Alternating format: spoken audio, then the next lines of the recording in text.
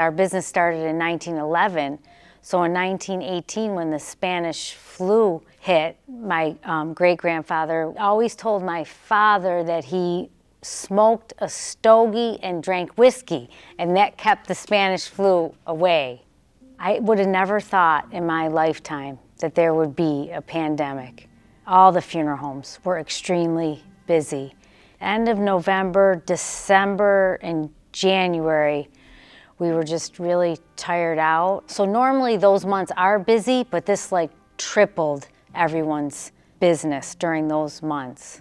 The other hard part was that families could not go see their loved ones in the hospital or in nursing homes. But now they're coming in and saying, I haven't seen my mother for 6 months, and now she passed away. It was difficult for everybody. It was difficult for funeral directors. You know, I think families suffered the most. You know, we had a few services right away that really took the brunt of those restrictions and regulations. You know, when they were at the 10-person max limit, a couple of families just put off all their services in general. Well, I mean, so we're dealing with death no matter what. So there's always pain, grief, anger. These people were just crying, and some families were scared that they didn't even want to have a viewing for their loved one because that person passed away of COVID. So some families opted to have a service that they normally probably wouldn't have in normal times. So they missed that part of grieving. It was a really crappy time. Especially, we have a lot of large families on our side of town. We have a lot of phone calls from friends that weren't able to come. They didn't get that closure to say goodbye, but we were still able to have the immediate family there, which is also really hard when you have like siblings that couldn't come. The best buddy for 75 years couldn't come, you know?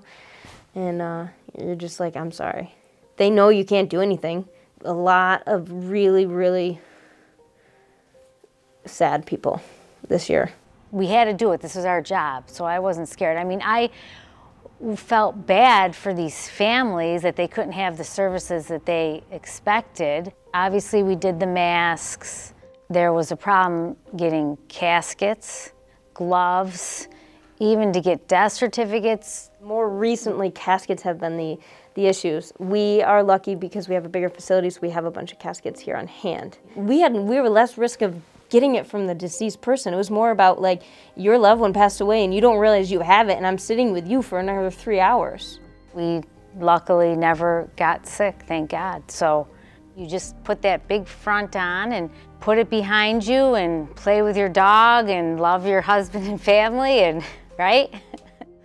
We can figure it out, definitely.